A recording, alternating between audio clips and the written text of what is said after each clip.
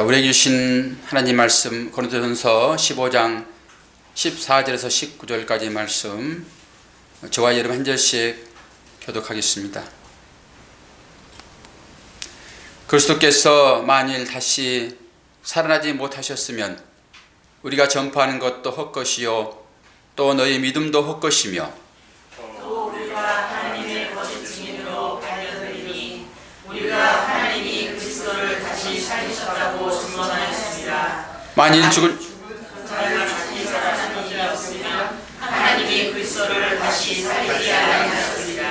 만일 죽은 자가 다시 살아난 일이 없으면 그리스도도 다시 살아나신 일이 없었을 터이요 그리스도께서 다시 살아나신 일이 없으면 너희의 믿음도 헛되고 너희가 여전히 죄 가운데 있을 것이요 또한 그리스도 안에서 잠자는 자도 망하였으리니 만일 그리스도 안에서 우리가 바라는 것이 다만 이 세상의 삶뿐이면 모든 사람 가운데 우리가 더욱 불쌍한 자이니라. 그러나 이제 그리스도께서 죽은 자 가운데서 다시 살아나사 잠자는 자들의 첫 열매가 되셨도다.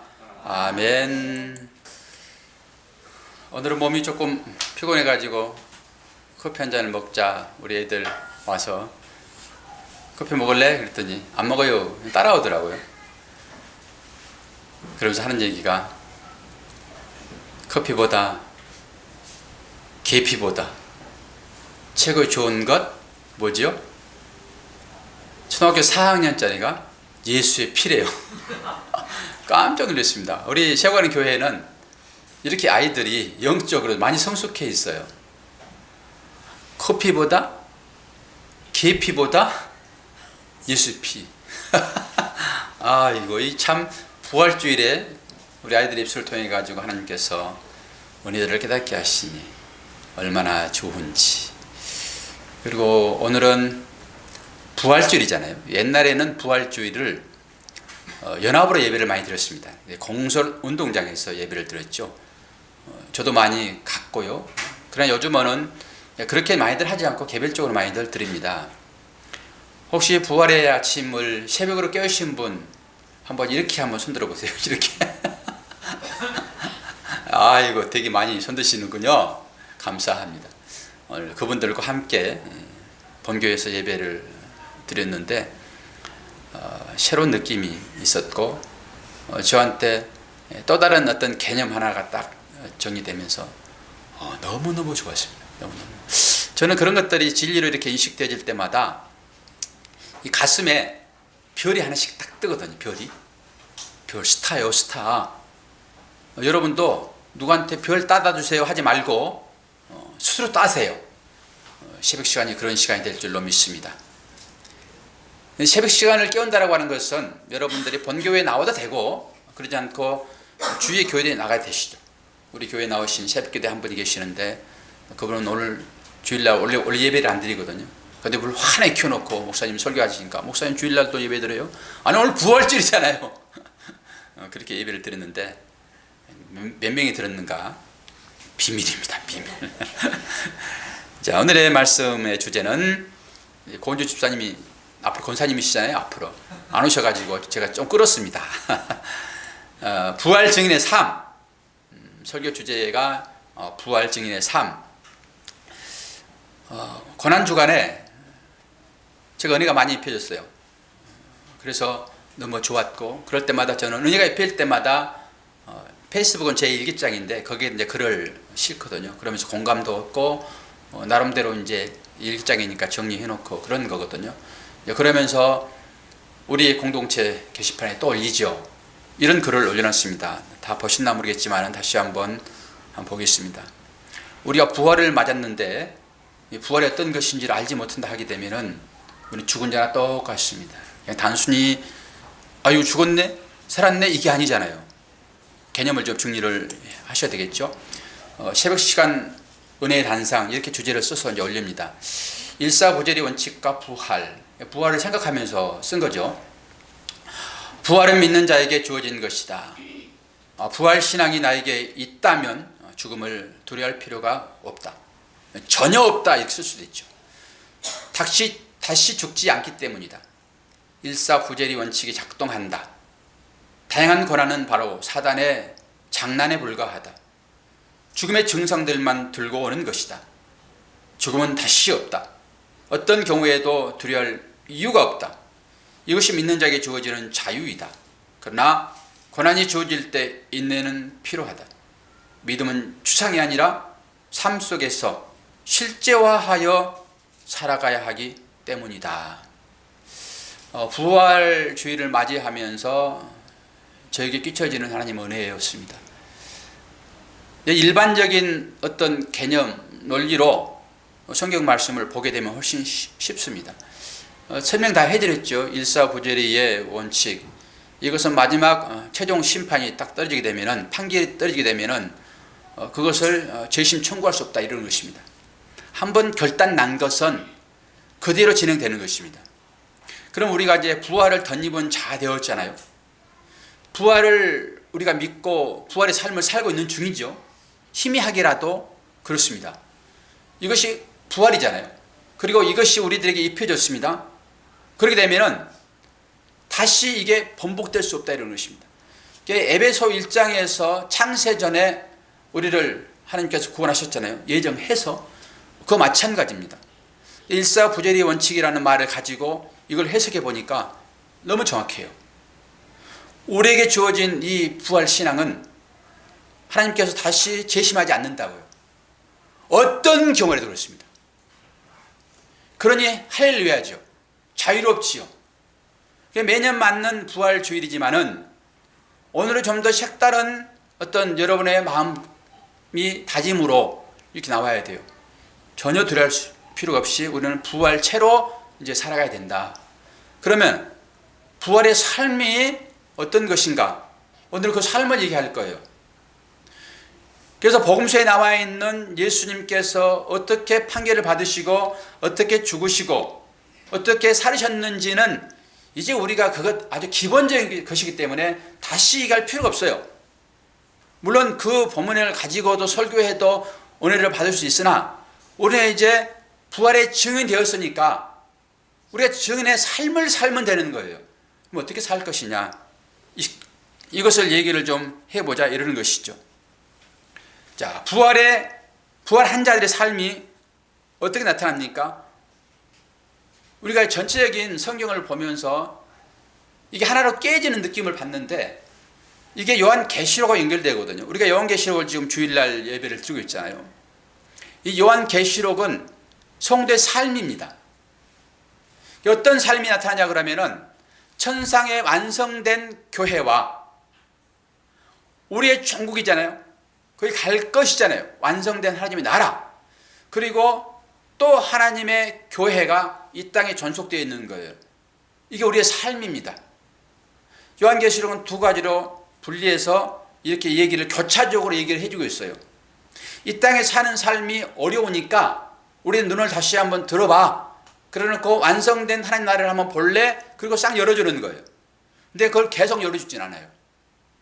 왜 그렇습니까? 거기는 우리가 종국에 가서 살 땅이잖아요. 그러나 그것이 완성되어 있기 때문에 그걸 보여주면서 이 땅에 또 교회의 삶이 어떤 것이냐라고 보여주는 게 계시록이란 말이에요. 다행히 우리가 계시록 20장을 보게 되면 그 이유가 나와 있죠. 요한계시록 20장 4절에서 6절 제가 읽어드립니다. 또 내가 보좌들을 보니 거기 앉은 자들이 있어 심판하는 권세를 받았더라. 또 내가 보니 예수의 증거와 하나님의 말씀을 인하여 목배임을 받는 자의 영혼들과 또 짐승과 그의 우상에게 경배하지도 아니하고 이마와 손에 그의 표를 받지도 아니한 자들이 살아서 그리스도로 더불어 1000년 동안 왕노릇하리니 그 나머지 죽은 자들은 그 1000년이 차기까지 살지 못하더라. 이는 첫째 부활이라. 첫째 부활에 참여하는 자들은 복이 있고 거룩하도다. 둘째 사망이 그들을 다스리는 권세가 없고 도리어 그들이 하나님과 그리스도의 제사장이 되어 1000년 동안 그리스도로 더불어 왕노릇하리라. 이게 현실입니다. 첫째 부활과 둘째 부활이 있겠잖아요. 첫째 있으면 둘째 이제 부활이 있을 수 있죠. 그럼 우리는 이제 첫째 부활에 참여된 자들 되었다고요. 언제 첫째 부활이 일어났습니까? 예수가 죽으시고 그 죽으심 이후에 다시 사신 것이 첫째 부활입니다. 여기에 우리가 동참되어져 있는 사람들입니다. 그러니까 이 첫째 부활에 동참되어진 자들은 절대 둘째 사망에 이르지 않는다고요. 이게 소망입니다. 이 소망을 붙드셔야 돼요. 첫째 부활에 동참된 자다 내가 이 소망이 있게 되면은, 이게 확신으로 우리에게 믿음으로 들어오게 되면은 절대 일사부재리 원칙에 의해서 논의하지 않는다고요. 이게 우리들에게 소망이에요. 그러면서 그런 자들이 이 땅 가운데 뭐 하면서 산다고요? 1000년 동안 왕 노릇한다고요. 그런데 왕을 우리가 살펴보니까 대한민국의 왕들은 대부분 다 어디로 가고 있습니까? 감옥으로 가네. 이게 영적인 측면으로 보게 되면 결코 나쁜 건 아닙니다. 그러나 세상 사람들의 어떤 주관적인 생각으로 보게 되면 전부 나쁜 곳으로 가버리잖아요. 왕이 왜 이래? 아니, 세상 왕은 그렇다 쳐. 근데 우리가 지금 1000년 동안 왕노릇 할 것이라고 이 계시를 통해 가지고 우리들에게 계시를 줬는데, 그러면 우리의 삶이 뭐야? 이렇게 질문이 되어지잖아요. 그냥 막연히 그냥 권세 누리는 왕으로 생각하니까 여러분들은 어떤 힘 있는 왕만 생각하지만은 요한계시록에 1000년 동안 왕노릇 하려다, 그럼 이게 무슨 말인가를 생각해 보셔야 되겠죠. 1000년이라는 기간은 이렇게 해석을 해야 됩니다. 하나님께서 사람들에게 복을 주실 때 너희 자녀들에게 몇 대까지 복을 주겠다 하죠? 1000대까지.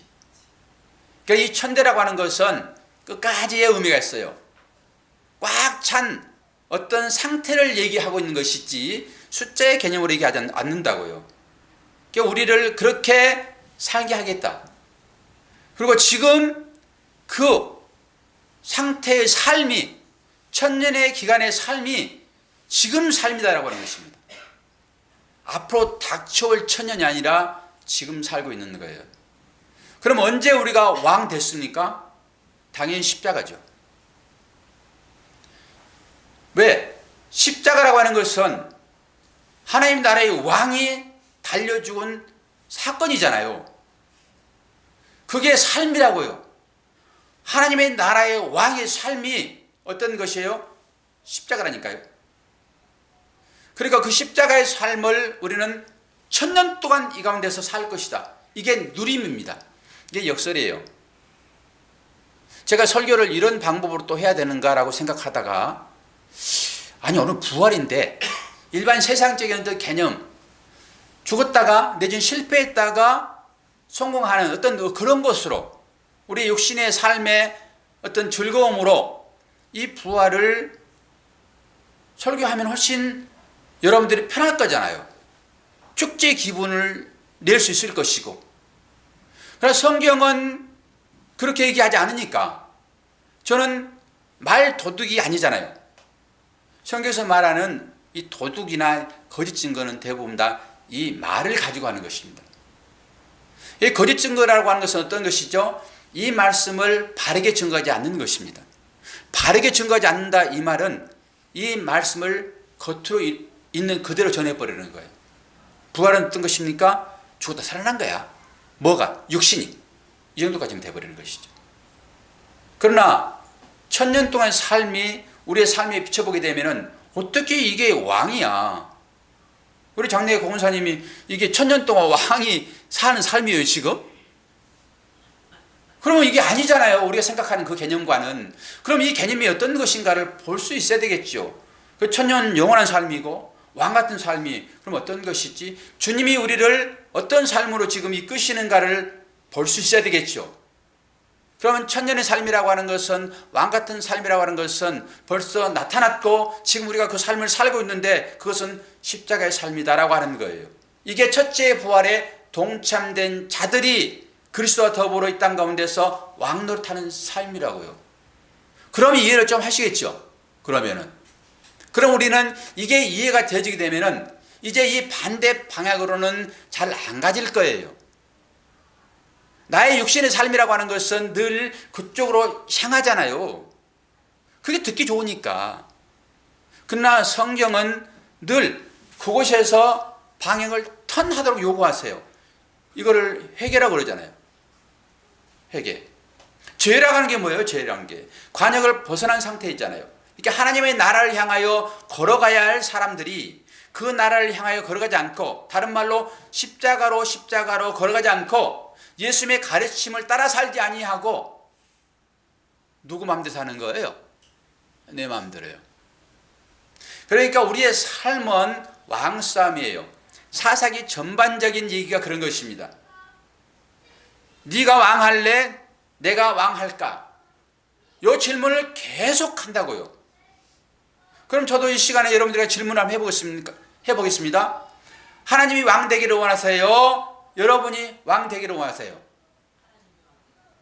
그 나머지 분들이 전부 다 자기 왕 되고 싶은 거죠, 지금. 고백을 하십시오. 고백을 하셔야지만이 자리를 내놓습니다. 자꾸 진실을 말하라고 그러잖아요, 청문회에서. 그런데 거짓 얘기하게 되면은 어떻게 되는 거죠? 무슨 법으로 다스려지는 거예요? 위증죄요, 위증죄. 우리 증인이라고요. 오늘 또 우리 아동부 예배는 증인의 삶이에요. 똑같아요. 증인. 증인은 보고 들은 것을 그대로 말하는 거예요. 이게 증인이에요. 그러니까 여러분들이 바른 증인의 삶을 살라고 하게 되면 말로 일단 얘기를 해야 되잖아요. 그럼 그 말씀이 능력이 돼가지고 그 말이 나를 이끌 것입니다. 그런데 그게 어려우니까 입은 꼭 닫고 있어요, 그냥. 그러면 뭐가 여러분을 끌고 갈까요? 말씀이 끌고 가는 것이 아니라 여러분의 생각이 여러분의 인생을 끌고 간다고요. 그럼 망합니다.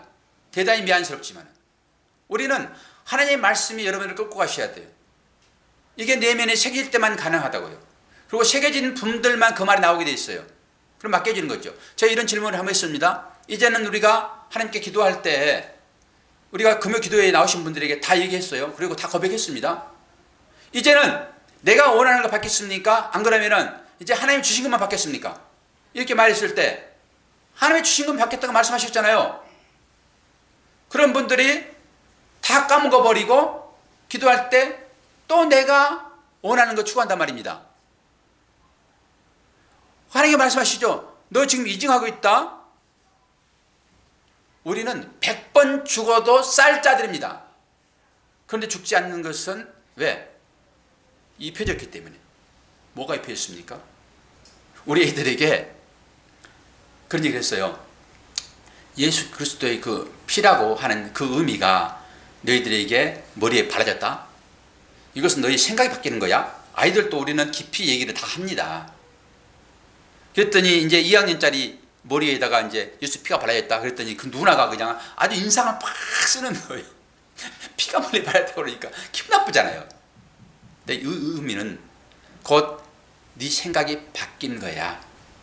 그리고 하나님은 너를 구원할 때 너의 죄가 없어진 것이 아니라 이 피 때문에 너를 구원한다. 우리가 죄를 회개하게 되면 죄가 없어지나요? 아니요. 그때마다 예수 피가 한 번씩 발라지는 거예요. 죄는 그대로 있습니다. 뭐 없어졌다라고 얘기해도 무방하나 없어지면 뭐가 없어져요? 다 심판할 거예요. 그런데 그 심판을 십자가로 도말시켜 버리죠. 그래서 우리는 하나님 앞에 내세울 게 한 개도 없어요. 한번 들춰볼까요? 제가 하나님의 어떤 계시 은사 가지고 임했습니다. 여러분을 한번 보겠습니다. 제 눈을 똑바로 쳐다보세요. 쳐다보게 되면 여러분 뭐라고 할 거예요? 바로 드러나죠. 자신이 제일 잘 알죠. 제가 무슨 여러분들의 마음을 살펴볼 수 있습니까? 여러분이 잘 아신단 말이에요. 여러분의 눈으로 여러분 살펴보게 되면은 과연 내가 부활에 참여할 수 있는 자인가예요? 아니단 말입니다. 그럼에도 불구하고 택했기 때문에 그 하나님 은혜가 가입돼서 입혀지는 거고, 우리는 우리의 행위로 우리의 믿음으로 주 앞에 이르는 것이 아니라 그 말씀이 우리를 끌고 가요. 어디로 끌고 갈까요? 세상 대통령 자리로요? 아니죠. 십자가 왕의 자리로 하나님 우리를 이끄세요. 이게 천년 동안에 이 땅 가운데 사는 그리스도와 함께 사는 우리들의 삶이에요. 이게 부활의 증인의 삶입니다. 전혀 다른 각도로 여러분이 해석하셔야 돼요. 자, 말라기서가 우리들에게 주신 말씀은 어떤 거냐 그러면은, 말라기서는 종말에 대한 얘기입니다. 종말이 어떻게 살 것인지 봐야 돼요. 그거 보기 전에 요한복음 3장 36절 한번 볼까요? 아들을 믿는 자는 영생이 있고 아들을 순종치 아니하는 자는 영생을 보지 못하고 도리어 하나님의 진노가 그 이후에 머물러 있느니라. 이 아들과 함께하는 삶이 천년의 삶이고 이게 왕노릇하는 삶이다라고 하는 것이죠. 자, 말라기서 3장 1절에서 4절. 만군의 여호와가 이르노라, 보라 내가 내 사자를 보내리니 그가 내 앞길에서 길을 준비할 것이요 또 너희가 구하는 바 주가 갑자기 그의 성전에 임하시리니 곧 너희가 사모하는 바 언약의 사냐가 임하실 것이라. 그가 임하시는 날을 누가 능히 당하며 그가 나타나는 때에 누가 능히 서리요. 그는 금을 연단하는 자의 불과 표백하는 자의 잿물과 같을 것이라. 그가 은을 연단하여 깨끗하게 하는 자 같이 앉아서 내 자손을 깨끗하게 하되 은같이 그들을 연단하리니 그들이 공의로운 재물을 나 여호와께 바칠 것이라. 그때 유다가 예루살렘의 봉헌물이 옛날과 고대와 같이 나 여호와께 기쁨이 되려니와. 우리는 내 자손들 되었습니다. 내 자손, 우리의 삶이 그 삶이라고요. 그 그리스도와 함께 천년 동안 왕으로 사는 삶이 현재 우리의 삶이고 그 삶은 내일의 삶입니다. 이 말라기서는 구약의 마지막에 나오는 예언서잖아요. 우리들에게 주는 말씀이에요, 이게. 그러면 그 레위인들이 어떤 삶을 산다고요? 금과 은과 같이 연단된 삶이라고요.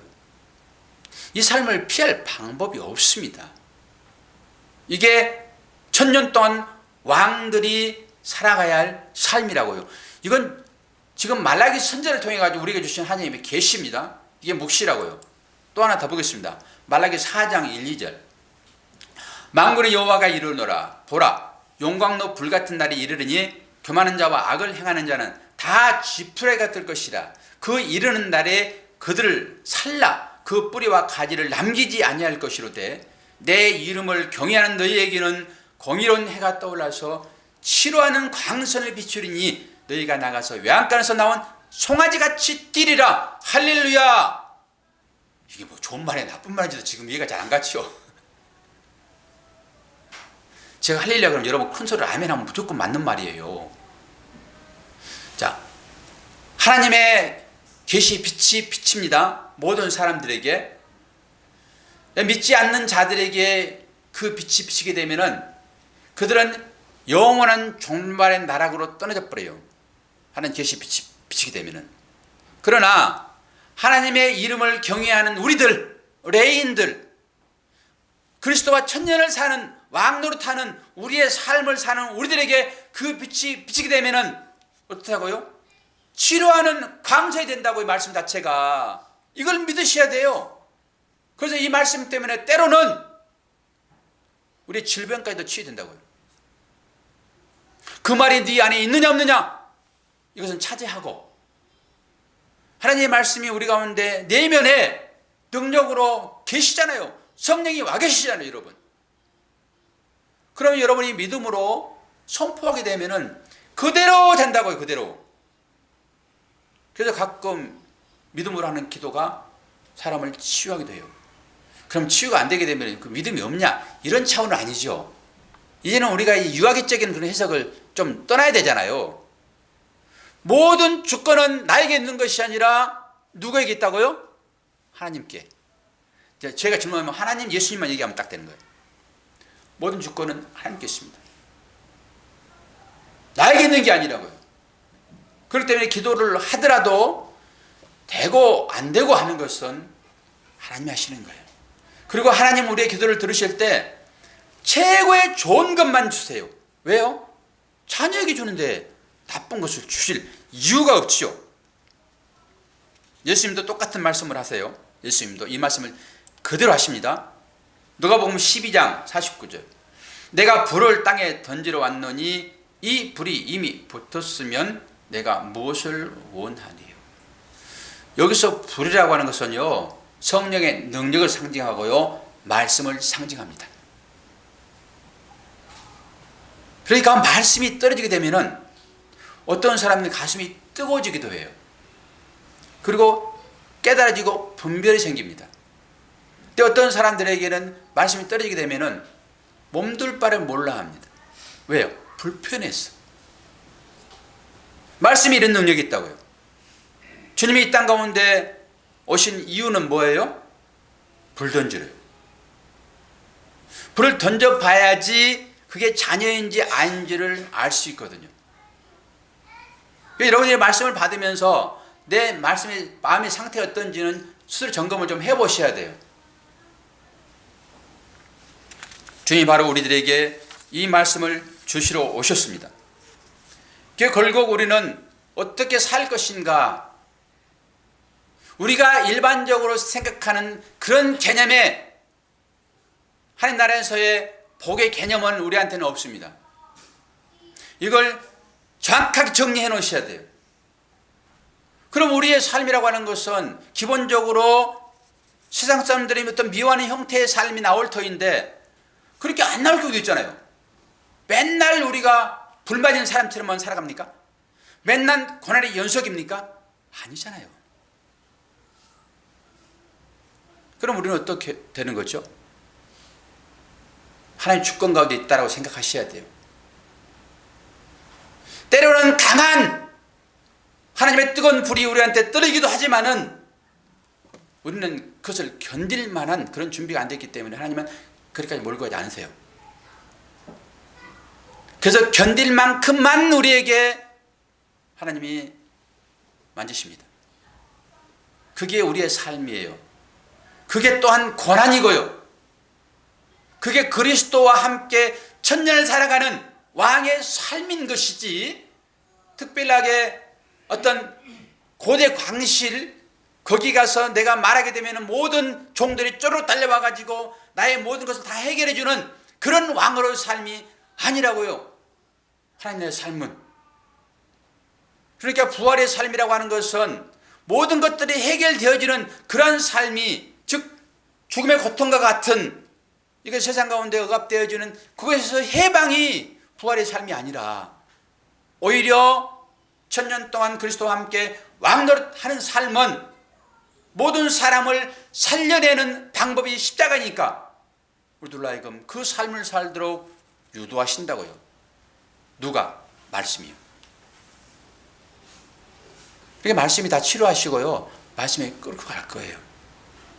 제가 간곡하게 부탁 하나 드리는 것은 말씀이 찾아오셔서 여러분들을 그리스도와 함께 재창조의 파트너십으로 여러분 부르실 때 내 생각과 다르다 하여 저항만 아니하시면 돼요. 하나님 저항하시면요 그대로 두어 보시지 억지로 끌고 안 가십니다. 저는 하나님을 인격적으로 믿습니다. 제가 싫으면요 하나님은 가만히 놔두세요. 뭐 더한 것을 하나님께서 뭐 지향을 내리실까? 아니, 우리가 부활된 자들인데 하나님이 그렇게 할 일이 전혀 없지요. 우리가 움직이지 않으면요 하나님은 가만히 놔두세요. 그리고 믿음이 생겨서 은혜가 덧입혀져 가지고 어떻게 나 같은 사람을 하나님 살리시려고 아들을 보냈습니까? 이런 질문을 하게 되면 하나님은 그때 말씀하세요. 이제 좀씩 알겠어, 내 마음을. 그래, 그럼 나하고 좀 가볼래? 라고 말하세요. 제가 지난번에 말씀 한번 드렸죠. 나이가 들게 되면은 기억력이 떨어져 가지고 손에서 놓으면은 내 거 아니에요. 아직도 그러지 않으신 분들은요 대단한 분들이십니다. 그래서 저는 늘 주머니에 넣고 다녀요. 그래서 주머니를 뺏어놓고는 안 다녀요.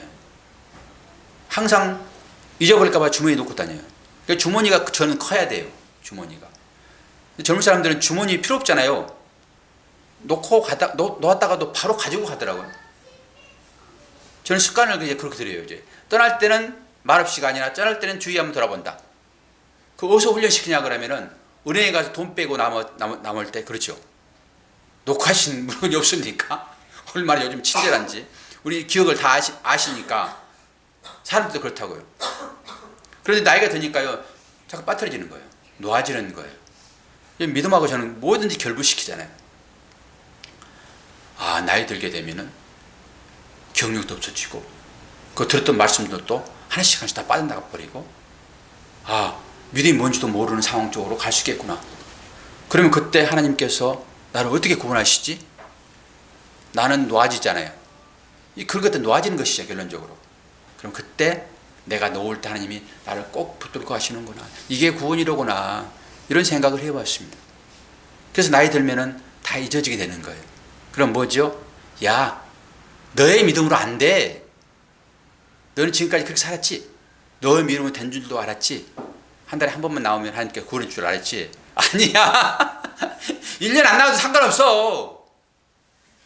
박도원 목사를 통해가지고 맨날 고건사 했는데 내가 그걸 어떻게 하니? 그러나 자주 나오면은 목사가 일단 기뻐하잖아, 박 목사가. 그 주위 사람들이 즐거워하고, 나는 교회 공동체를 그렇게 사랑해.